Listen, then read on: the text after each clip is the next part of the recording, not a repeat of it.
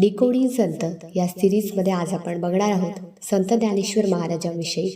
संत ज्ञानेश्वर आणि रेड्याच्या तोंडून वेदपठण.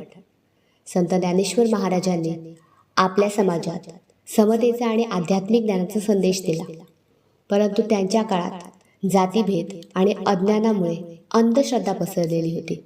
एकदा ज्ञानेश्वर महाराजांनी सार्वजनिकरित्या वेदावर प्रवचन सुरू केलं, पण काही पंडितांना ते खटकलं.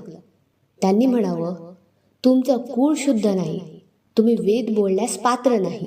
ज्ञानेश्वर महाराज शांतपणे म्हणाले, वेद आणि ज्ञान ही केवळ एका जातीत मर्यादित असलेली गोष्ट नाही, ती जिथं भक्ती आणि शुद्ध भाव असतो तिथे प्रकट होते. हे ऐकून पंडितांनी त्यांना आव्हान केलं, जर तुम्हाला वाटतं की मन शुद्ध हीच पात्रता आहे तर सिद्ध करून दाखवा. एखाद्या प्राण्याच्या तोंडून वेद पठण करून दाखवा. ज्ञानेश्वर महाराजांनी रेड्याकडे पाहिलं, त्यावर प्रेमाने हात फिरवला आणि म्हणाले, हे निसर्ग मित्रा, आता तू वेद सांग.